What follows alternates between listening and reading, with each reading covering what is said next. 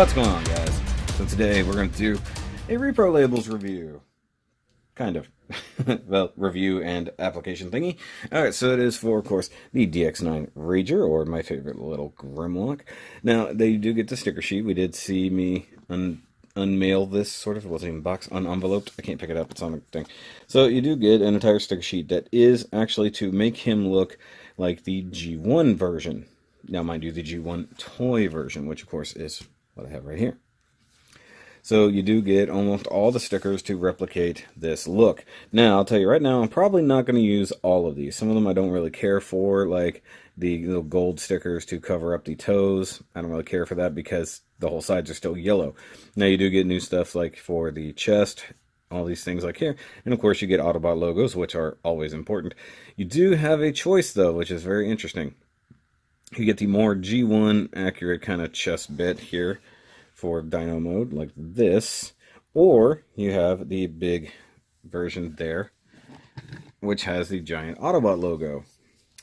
I don't know which one I'll go for, to be totally honest, or if I'll use them at all, because some of these I will totally neglect. Other ones, like these right here that are supposed to go on the back for this detail right here, I kind of prefer the big red part. So maybe I'll go for that. Maybe I won't. I'm not sure just yet. I don't like cover up good painted parts with stickers. I find it kind of silly. But you do get things like here that go on the arms, and probably both sides of the arms, and you get the parts that go like here, up here on the shoulders. Those I'm probably cool with. I think these are supposed to go on the calf area, like right in here to cover that. I'm okay with that as well. I just don't want to cover up that. So I want to blend between the G1 toy and the G1 cartoon, which is kind of what I want to go for here, because this is way more cartoon accurate. Of course, this is the toy version. Where is my focus trying to be? I don't understand what's going on there. So we'll see what's up. Now, there is one big problem with the way that Reprolabels / Toyhax does these things. You get no instructions. You have to go onto their website, look at the page for the sticker sheet, and they'll show you roundabout where everything needs to go. It's not the clearest of pictures usually, but you can also see it completed, which does help. That's the only real downside to doing Reprolabels. And for this one, where I'm not going to use every sticker, it's probably not going to be a big deal. But for something like Optimus Prime, which we'll be doing sometime shortly, that's a whole lot of stickers. It's probably going to get very annoying. A lot of these things are self-explanatory, so it won't be a big deal. Plus, I have the original here as reference, so it is what it is. So let's get to it. I'm going to do a time-lapse for putting on the stickers, because we haven't done that in a while. So let's get to it.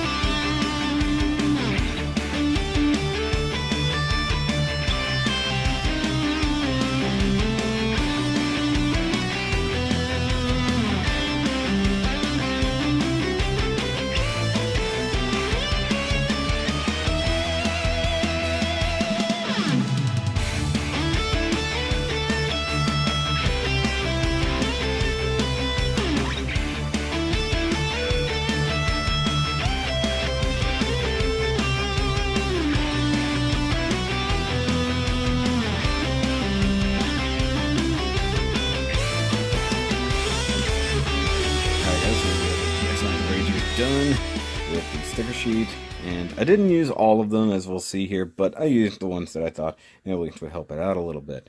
And bringing in the G1 proper toy here, we can see the comparison.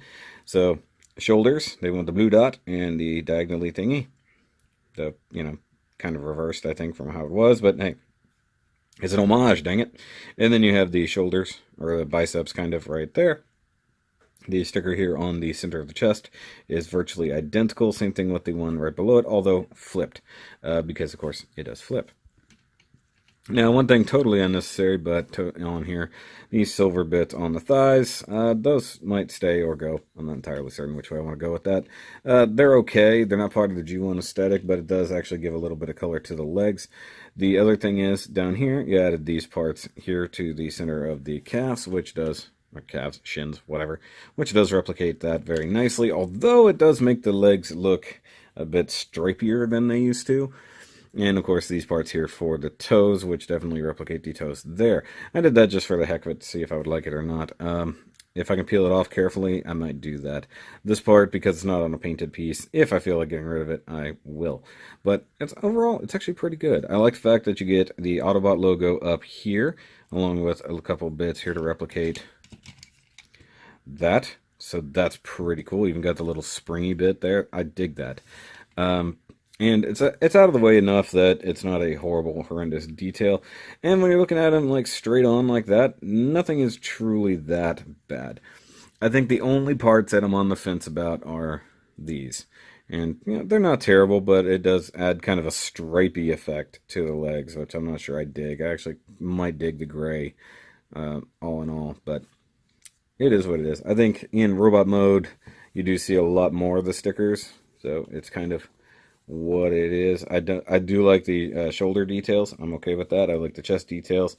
I like that they didn't bother putting the Autobot logo here. They tucked it up there very nicely. I think that's actually very cool.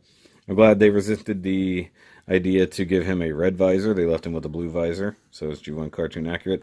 And since I'm going with a feel in between cartoon and toy G1, I'm kind of happy with it. So you guys let me know what you think about it, at least in robot mode. But we'll go over to alt mode now and check out how the Dinobot looks.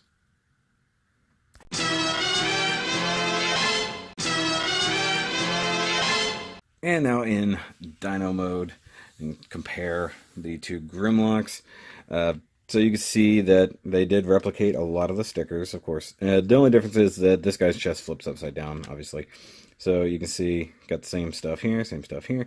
I really do appreciate that their attention to detail. Of course, this is the one leg that I screwed up and couldn't clean up in time, but it's okay because normally it's on the back side of the arm.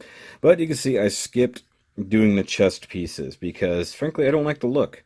I like the slightly cleaner look, and since I was going for something that was in between G1 cartoon and G1 toy, I think this kind of bridges the gap. Now, there's a difference here because that logo goes on the top of the head like the show. This one goes on the nose like the toy. And I did skip the side bands for the same reason. I appreciate the big red thing there instead. But as we can see back here, you now have these stickers here replicating this. There's no way to get around this detail here because of the way they molded it.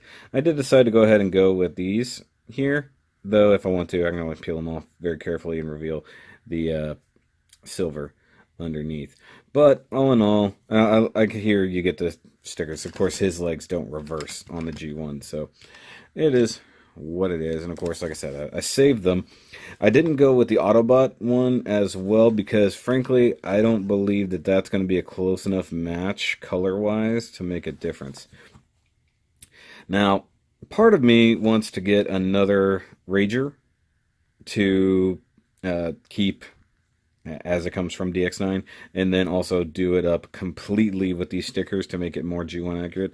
The only thing that sucks about the toes down here is that they are painted on all sides, so just putting these little decals here to cover the edges doesn't do you any good aesthetically. Now, mind you, they need more yellow paint anyway to match here, and of course it doesn't even really match the yellow plastic as it is, but, you know, it's kind of what it is. So if you get this sticker sheet, let me know. Mind you, it's only $5, so it's actually pretty good. Oh, one thing I did forget about, the little blaster in the mouth does get a little red sticker. I can't wait for somebody to make a flame effect that plugs in there. That has to be there for a reason. Like, you gotta wonder if DX9 has actually made that, or if they have plans for it in the future. I'm glad they didn't put anything across here, because I really appreciate that. Plus, it would be really hard to add stickers to that. Some of the other Dinobots have some in some really awkward places, but once again, it's going to come down to the aesthetic feel and how I want it to look when I get there. But I appreciate actually having proper